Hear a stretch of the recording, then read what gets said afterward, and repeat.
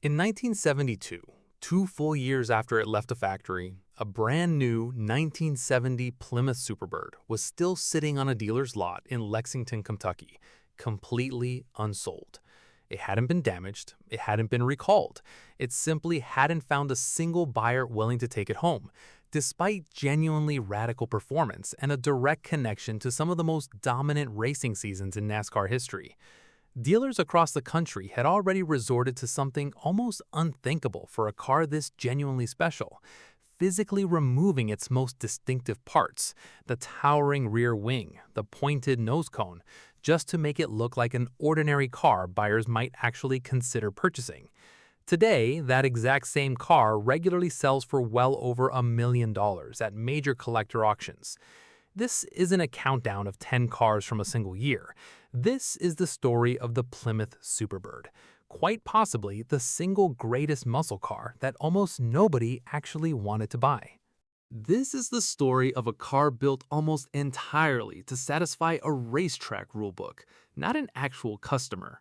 Engineered with genuine world-class aerodynamic sophistication and then handed to ordinary Plymouth dealerships with almost no consideration for whether an ordinary buyer would ever actually want to park one in their driveway.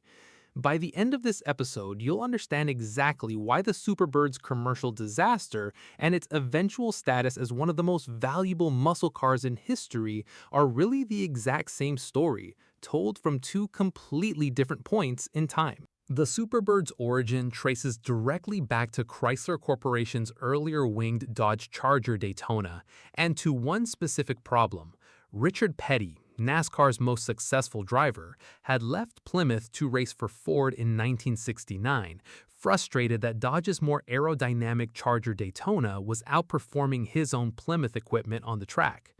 Winning Petty back meant giving Plymouth its own version of that same radical Aero Warrior formula, refined even further based on everything Chrysler's engineers had learned from the Daytona's debut season. NASCAR's homologation rules had also changed since the Daytona's own 1969 debut. Rather than a flat minimum production number, the sanctioning body now required manufacturers to build at least 2 examples of any homologated model for every single dealer in the United States, a formula that, for Plymouth's considerably larger dealer network, worked out to 1,920 total cars. That's not a number based on anticipated customer demand at all. It's simply a mathematical requirement, and it would go on to define almost everything that happened to this car afterward. Chrysler's engineers took everything they had learned from the Dodge Daytona's 1969 racing season and pushed it even further for the Superbird. An even longer, more refined nose cone extended the car's aerodynamic profile, while a towering rear wing, mounted high enough on struts to clear the trunk lid when open, provided genuine, measurable downforce at super speedway closing speeds, well over 190 miles an hour. Buyers could order the Superbird with the 440 cubic inch V8 in either standard 4-barrel or 6-barrel triple carburetor form, or with the legendary 426 Hemi for buyers who wanted the absolute maximum performance available. It was, in nearly every measurable engineering sense, one of the most sophisticated pieces of aerodynamic design Detroit had ever put into a production car. Genuinely track-tested, genuinely race-proven hardware wrapped around an ordinary Plymouth Roadrunner body. The strategy worked exactly as intended, at least on the racetrack. Richard Petty returned to Plymouth specifically because of the Superbird, and Petty Enterprises hired driver Pete Hamilton to campaign a second Superbird at selected 1970 events. Hamilton delivered immediately, winning the single biggest race on the entire NASCAR calendar, the 1970 Daytona 500. Superbirds captured 8 NASCAR victories across that single season, and Petty's own return to Plymouth's camp validated the entire multi-million-dollar engineering investment the Superbird represented.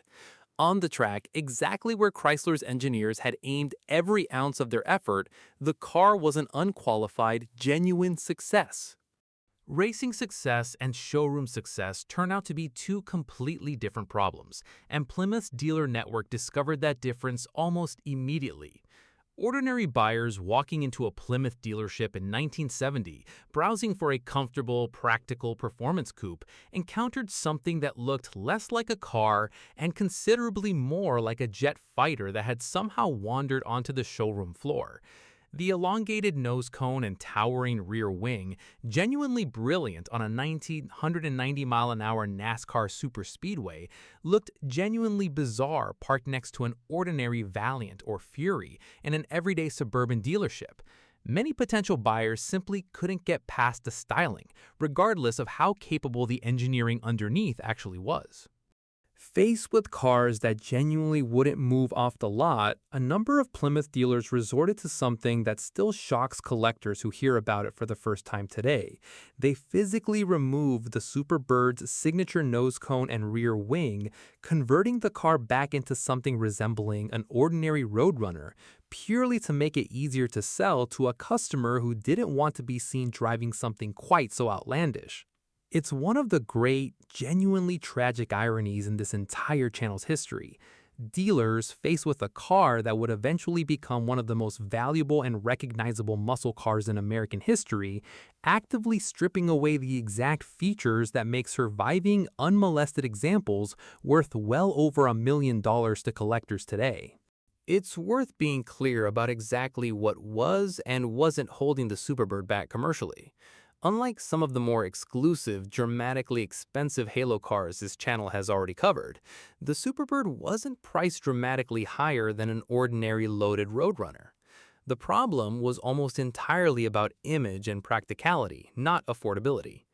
The car's radical aerodynamic bodywork made it noticeably less practical for ordinary daily use, reduced rear visibility from the flush-mounted back window, genuinely unusual proportions that made routine parking and garage storage more difficult than an ordinary coupe, and the general sense among plenty of buyers that this was a car built for a very specific, very narrow purpose that didn't line up with what most people actually needed from their daily driver. Remember that 1,920-unit production requirement based purely on NASCAR's dealer count homologation formula, rather than any genuine market research into actual customer demand?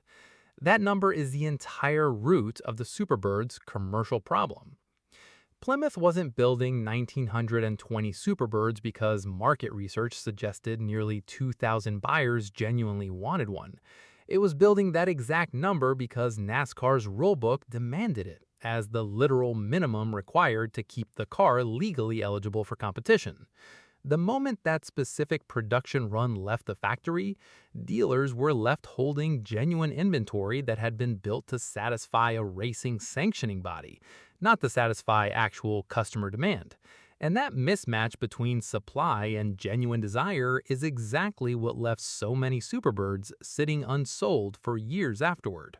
The consequences played out exactly as that math suggested they would.